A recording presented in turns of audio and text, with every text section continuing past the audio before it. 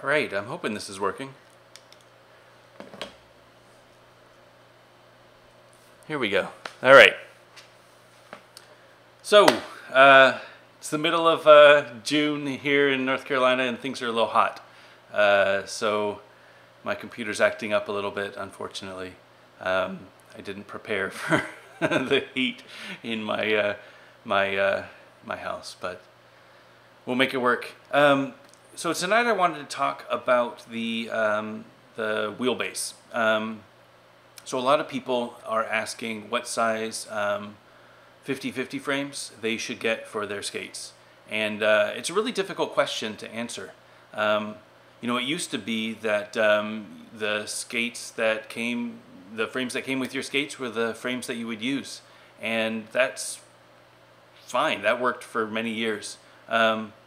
But with the release of UFS in 2001, skaters finally had options on the length of frame that they wanted. And nobody really thought about it. I know at least I never thought about it back then. I always just considered, you know, I'd go with whatever the manufacturer recommended. And it was either a medium or a large frame, maybe a small frame, you know, depending on the size of skate that you had. But there's a lot of variance between the different wheelbases that are available now. So I wanted to talk a little bit about what the wheelbases mean, and hopefully help you decide what length of frame is right for you. So traditionally, the frame is probably 10 or so millimeters shorter than your foot. So my foot is 28.5 centimeters, which is 285 millimeters. So the frame that usually comes on the skates for me is 270 millimeters. And I'll show you an example. So, where's a good one? Let's see. So this is probably a really good example. So this is a Volo V13. This is a size 10.5, and this frame is 270 millimeters. So from wheel 1 to wheel 4 is 270 millimeters. Now this is the same frame that you'll find on a 285 millimeter foot all the way down to 265 millimeter foot, I believe. So it kind of spans that whole range of foot sizes. For me, this is a great frame if I'm going to skate flat. You know, you can see the wheels stick out just a little bit in the front and the back, and it's really this perfect balance between maneuverability and being able to have stability. The longer the wheelbase, the longer your, the more straight your stride is going to be.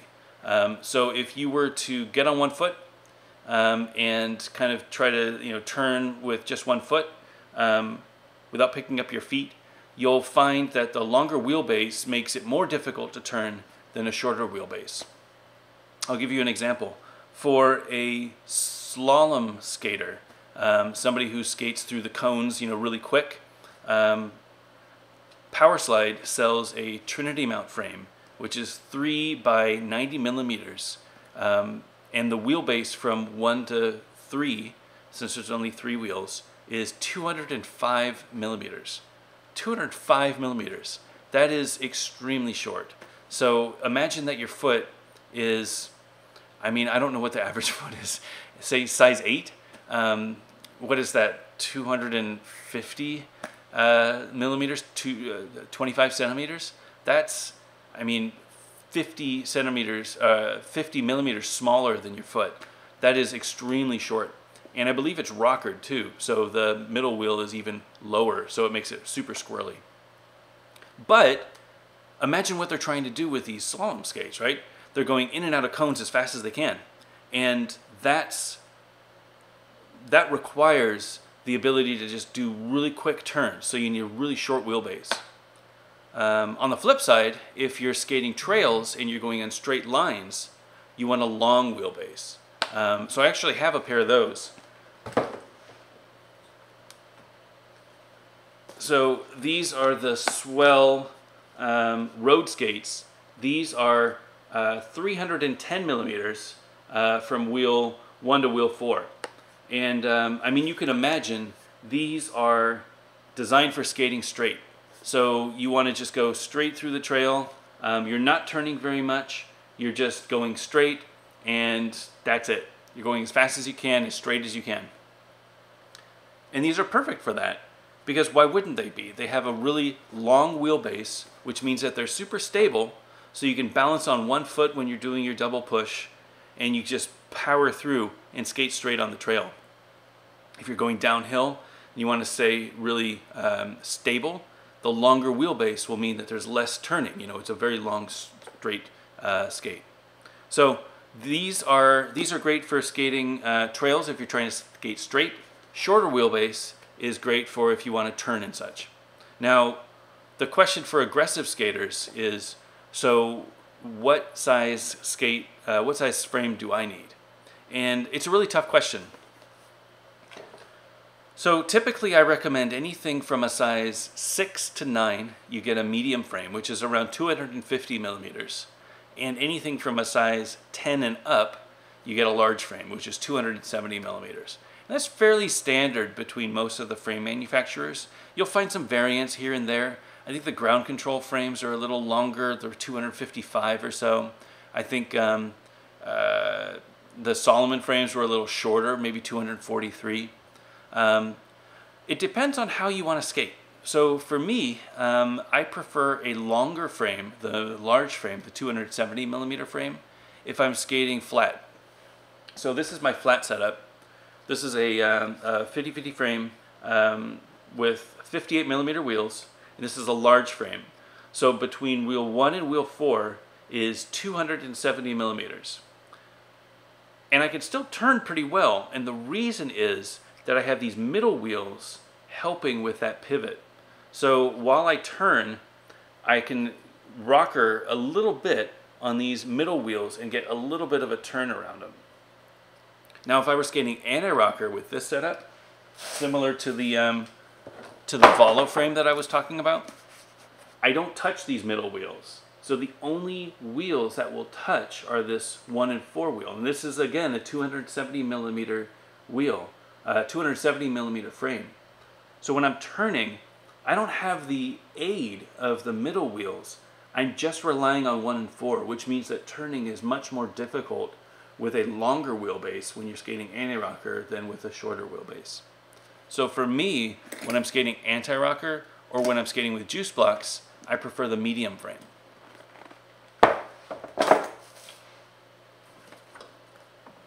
So this is my my current setup, which I love for grinding. This is a size 10 Seba. This is a medium frame. It's 250 millimeters from wheel 1 to wheel 4, and I'm skating anti-rocker. I can still turn pretty well because the distance between wheel 1 and wheel 4 isn't so far that I have to push too hard to turn. I still have a little bit of maneuverability. Now I'd be turning faster if I had wheels in the middle, but because I want to skate juice blocks, I only have wheel 1 and wheel 4. So that means a shorter wheelbase for me makes a lot of difference. And if you look at it, you can see that the wheel, you know, the back wheel is coming off the back a little bit, and the front wheel maybe a little bit behind the toe. I can't see the wheel when I'm skating. Maybe a little bit I can. Personally, I don't really care. It's kind of weird if you can't see the wheels. You kind of want to see the wheels, and that's just a personal preference. For me, I like to see the wheels a little bit. I did find that on the rollerblade new jacks, because the new jacks, so this is a size 10.5 new jack, and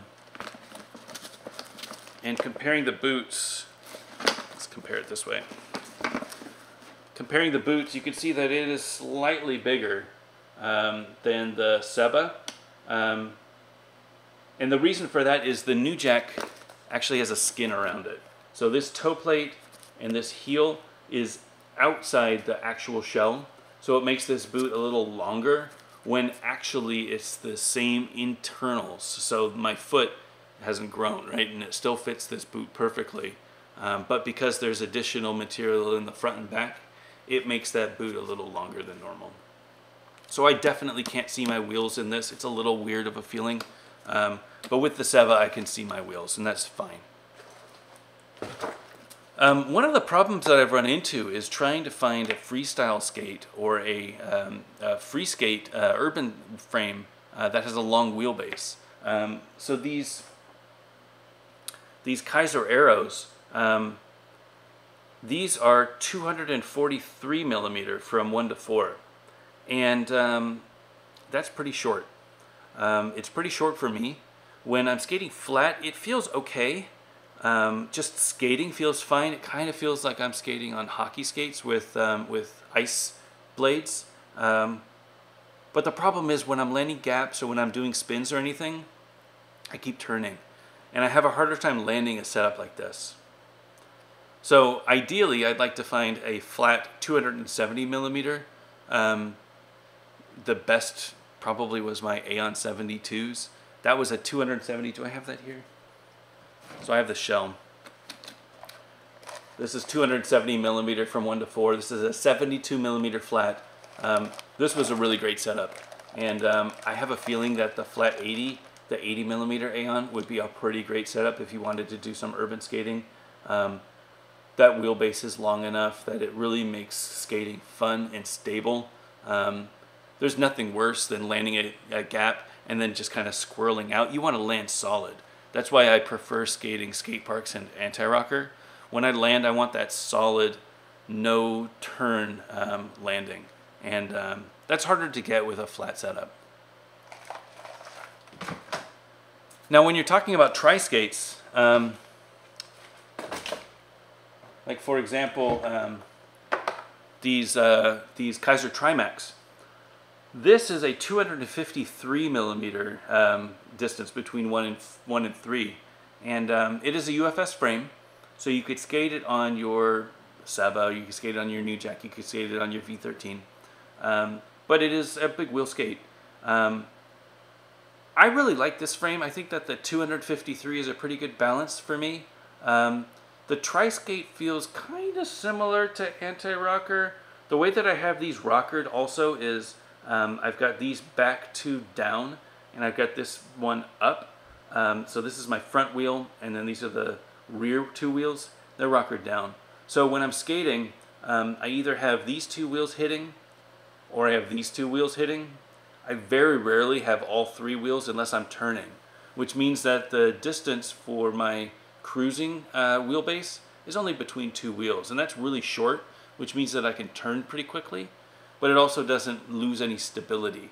So if I lean forward, I just end up on this front wheel.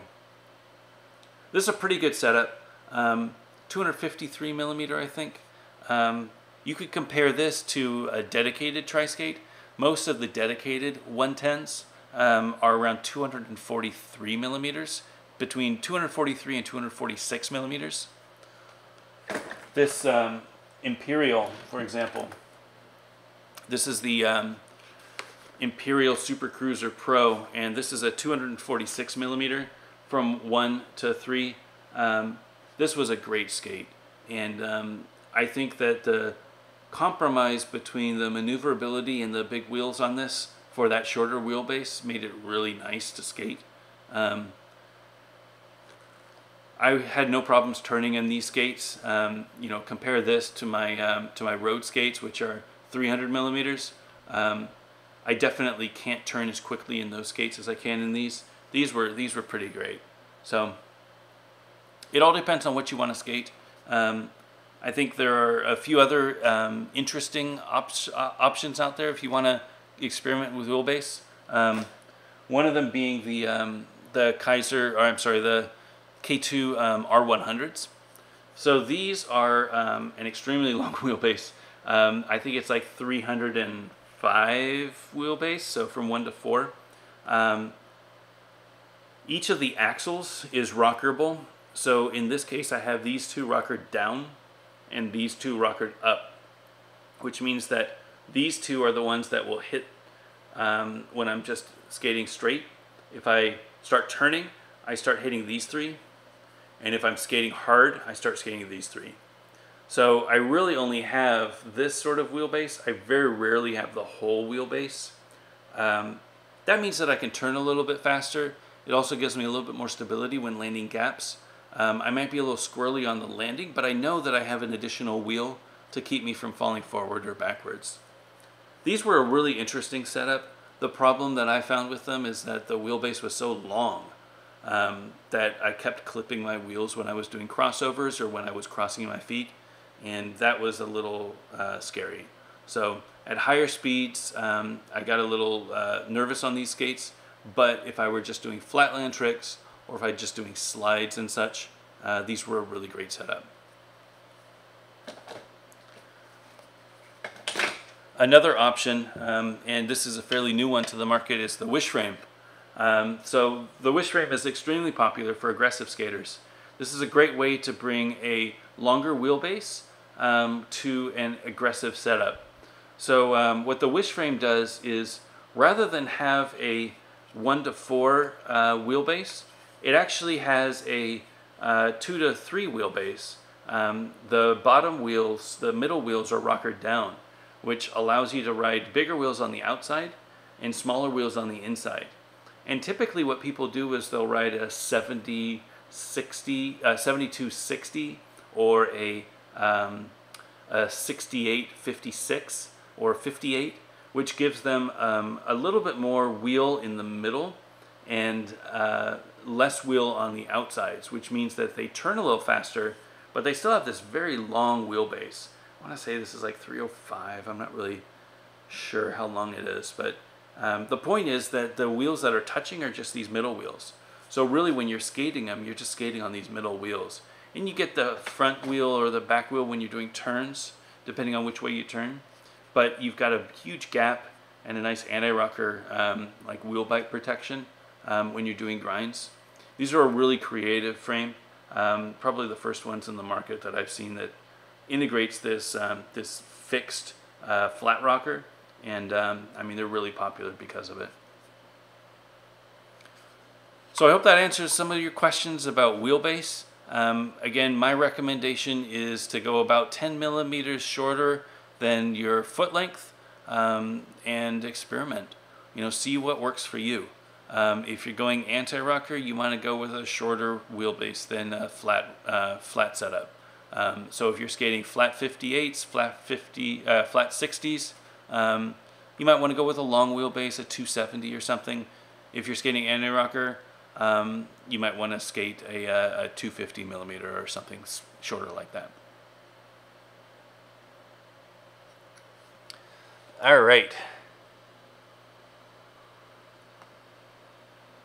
Some weirdness with the feed. Is everything working now, or is it still stuttering and having problems? My computer is overheating, so it's like 95 degrees in my in my office, and it's not having a good time. It looks like it's working though.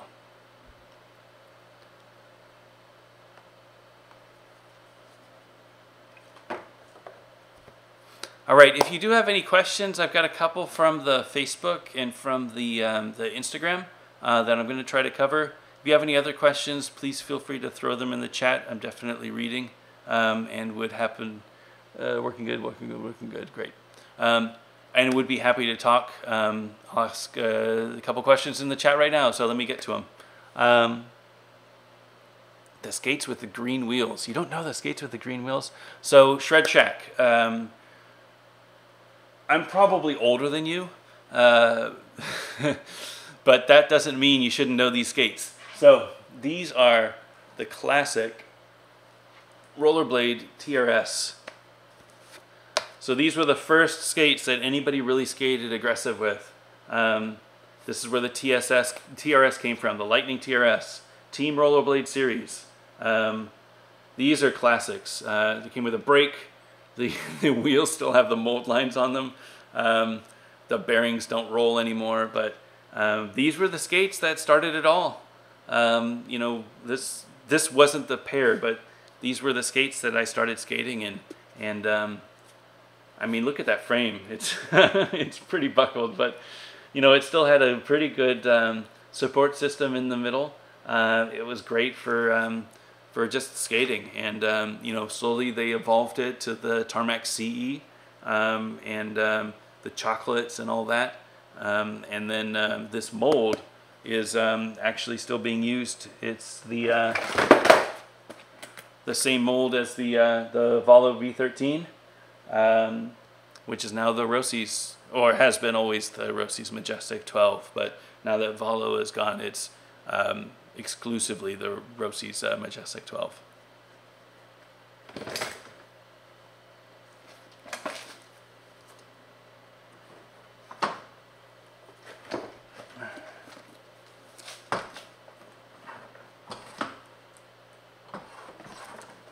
Alright, gonna clean up a couple skates real quick. Tend to take them off the wall and then they get confused and lost and I can't find them.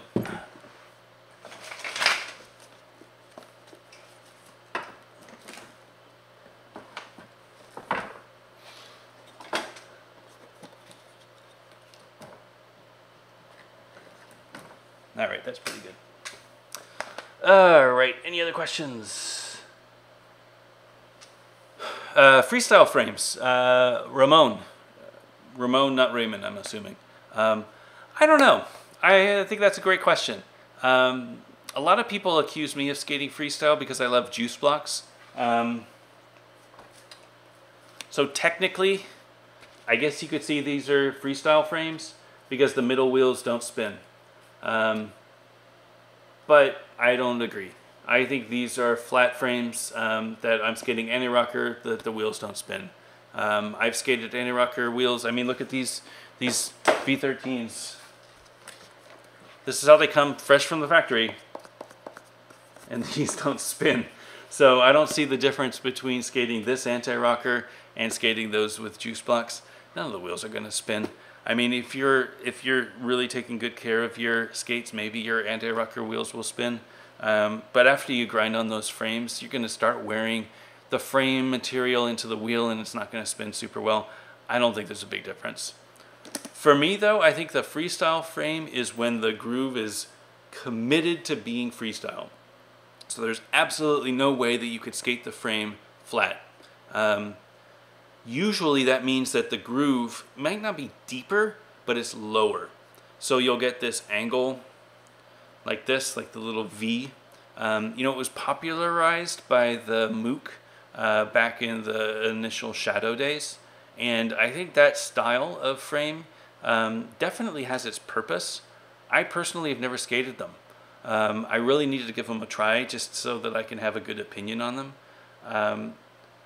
I don't know if I have a real opinion. I've never seen them in the wild. I've never seen anyone skating them. I can see the benefits. I don't really see a ton of drawbacks, you know? If you could still skate big wheels, what's the difference between skating freestyle and skating juice blocks or skating anti-rocker?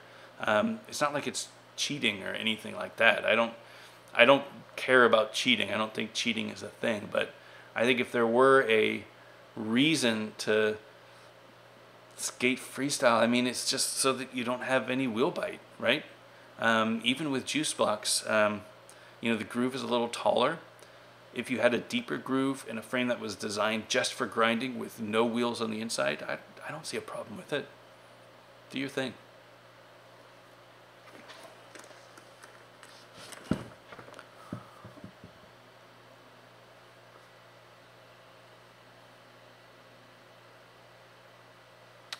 Liam, City Blade's video about why he left aggressive. You know what? I have seen it. I know Drew pretty well. I haven't really watched it, and I don't remember the video, to be honest. I don't know why he left aggressive, but my money would be on maybe the attitudes that some aggressive skaters have. I don't know when he left, but I do know that there was a time when there was a very strict rule system that aggressive skaters had to follow. You know, this is the tricks that you did, and this is the style that you had. And just knowing Drew, I don't think that he fits that style. He likes to skate. He likes to skate fast, and he likes to spin and twirl, and that is absolutely fine. You do you, you know? For me personally, so long as you have wheels on your feet, I don't care what you're doing. You could do slalom, you could do trails, you could do aggressive, you could do freestyle. Just skate, you know? Have fun, do what you're doing. So I do think that there is some attitude within aggressive skating, and there has been. Personally, I haven't seen any of it, but I might be jaded being that I'm a little older and people don't necessarily talk the same way around me as they would with other people. I've been accepted pretty easily within the aggressive community after coming back after so many years. I skate, big wheels. I love my big wheels, and I don't do flatland tricks very much, but I would love to learn how to do slalom. I would love to learn how to do the sort of spins and tricks that Drew can do.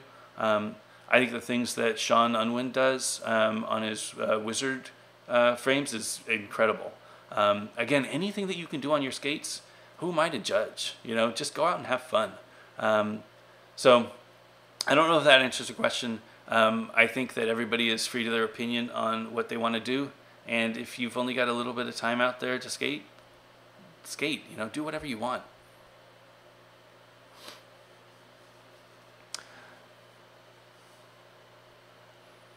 All right, I wanted to talk a little bit about wheel profiles. This was a question that I got in, I think it was in the Instagram.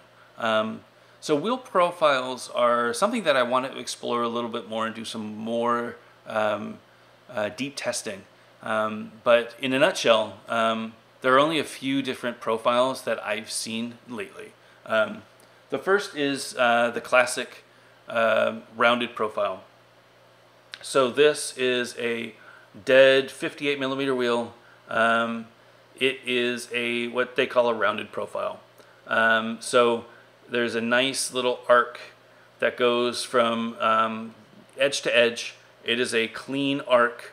There is no flat spot. There is no angles or anything. It is just a rounded profile. The cool thing about a rounded profile is however you land, you've got an equal amount of urethane hitting the pavement or the surface so that you have stability, which is great if you're doing spins, if you're doing all-around aggressive tricks. A rounded profile is probably the most generic profile you can get. Take it a little bit further. This is a flat profile. Some people might even call it a square profile. So this is a Conjure brand flat. This wheel is a flat profile, so it's 58 millimeters, and you can see this flat top part. Compared to this rounded profile, you can see that the size is the same, and some of that contour on the edge is actually very similar, but the Conjure flat goes completely flat across the top. And it's probably flat. This wheel is 24 millimeters wide. I would say it's across the flat for about 14 millimeters or so. What this does is it gives you a really nice controlled landing when you're doing spins and such. You land and you stay flat. It is not good for turning and spinning and slides and things like that. Personally, I don't like these wheels very much. Nothing against the compound, it's just the profile isn't my favorite. I prefer a wheel that's more rounded. Another profile that you'll find is what they call a bullet profile. So this is a bullet profile 72 millimeter wheel that came on the USD Aeon. This is the 72 Aeon. It is a bullet profile. I think these are the spinners. I don't really know what they're called. But you can see that they're very pointed. What are these good for? Well, speed. Less urethane at the top means less resistance, means that when you're skating, you only have a little bit of wheel touching, which means you go that much faster. You don't have any resistance. The problem with these wheels is when you're doing spins or things, you've only got a little bit of material that you're going to land on. So unless you land flat, it can get a little squirrely. That wasn't a problem with me with these 72 millimeter wheels, but I could see that being a problem if you weren't super confident with your spins. I don't know that I did a lot of spins with these. I don't do a lot of spins to begin with. But I don't know that I did a lot of spins with these wheels. I really loved the speed with them though. And I'm really looking forward to trying some 60mm bullet profile wheels just to see what they feel like. I don't know that I'll prefer them. I think that a rounded profile or a rounded with a little bit of flat is the right profile for an aggressive skate. But I'm really curious what a bullet profile is like. And if you were really curious, these are the Seba 100mm wheels. This is what a bullet profile really looks like. So you can see this is still the same 24mm, and it goes all the way up, and it's got this super sharp tip. These things are built for speed. Similarly to my my 125s, these are actually worn down a little bit, so it's not the best. But you can see with these are seriously bullet, or at least they were. They're a little flatter now because I've been skating them a lot. These are brand new. But you can see that the angle is really sharp. It's almost like a triangle, and that's built for speed. So when you're skating fast, when you're skating distance, you want as little resistance as possible. What these are really good for though is slides. So when you're doing slides like parallel slides or magic slides, when you're doing like a UFO or a front side grind, but you're doing it on wheels, these wheels are really cool because when you go down like this, you've got all this urethane that you can slide on, and it's got a really nice stable surface, and it'll slide really well. And because it's so tall, you're not going to rub on your frame. Like if you were skating an aggressive frame, you're just on urethane. It's nice and slip. So I hope that answers your question. For me personally, when I do aggressive skating, my preference is a rounded profile. I like to have a little bit more urethane. I don't mind losing a little bit of speed to have a little bit of aided stability when I land grinds and tricks. You might want to look at something with a little bit of a flat profile, like a Eulogy wheel, or like one of those K2 wheels, the face wheels, that has a little bit of a flat up top. But for the most part, the rounded profile, I think, is the way to go. I don't know if you're watching, but I hope that answers your question.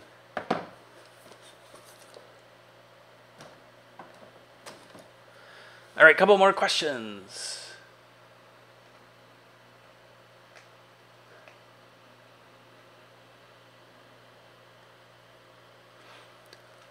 It's awesome to hear that people are getting Seba skates. I'm a little worried about Seba in their future, to be completely honest. I love my Sebas. I think they're great skates. These CJs are my favorite skates, and they're not going to last forever.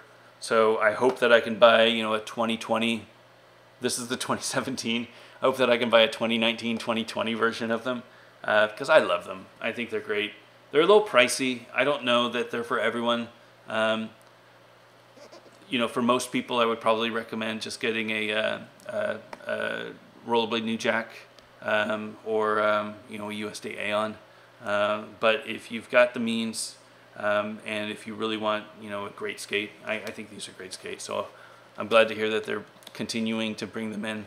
I hope they do in the future.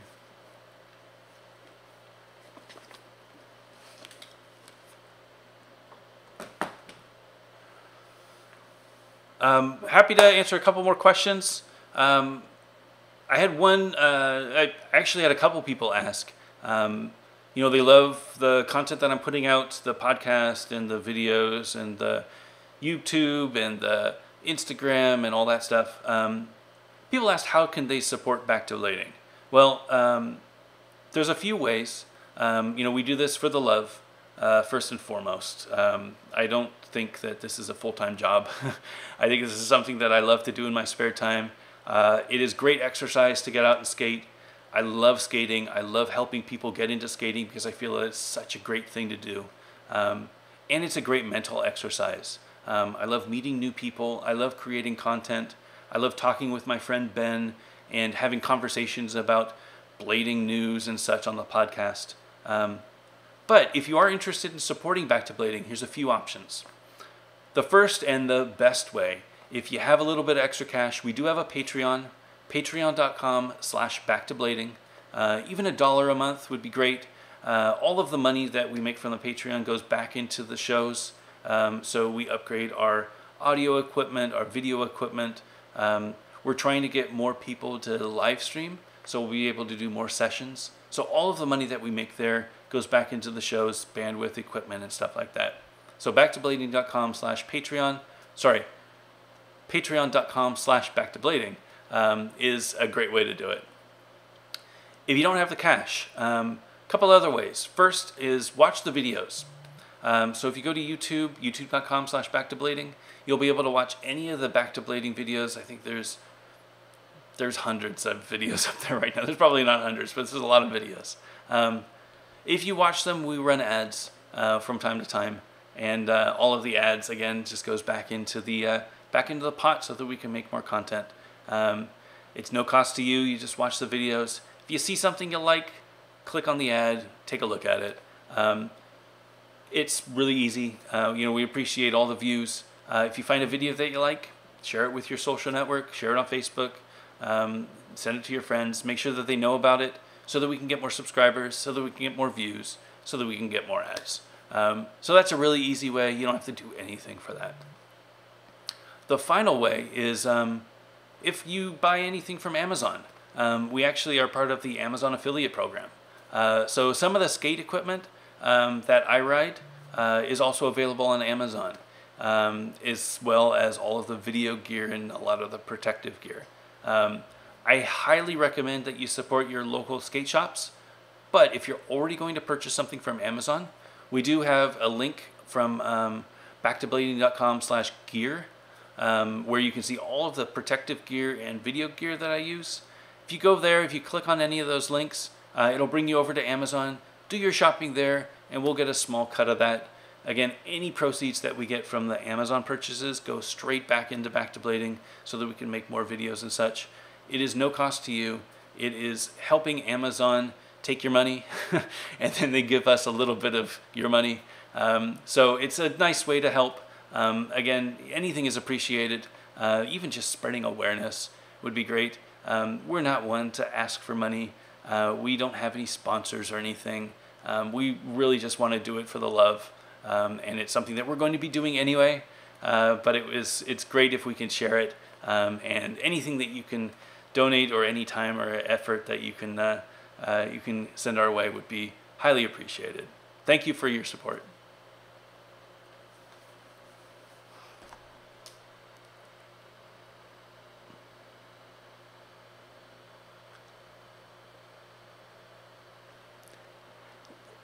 Chasing dogs? What are you I don't know what you're talking about.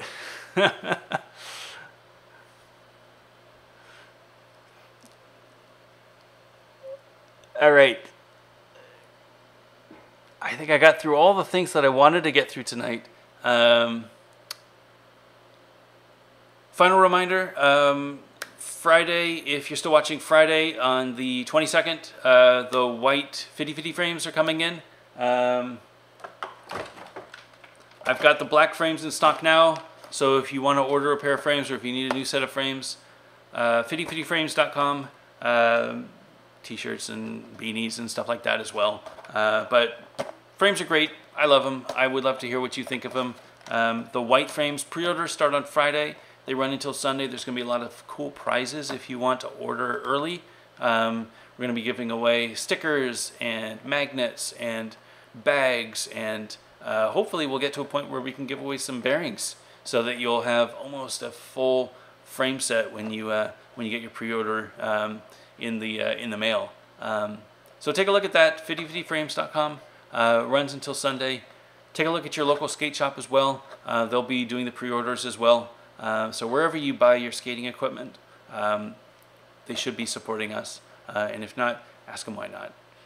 Anyway, this was a great time. Thank you so much for tuning in and watching, and I'll see you in 2 weeks.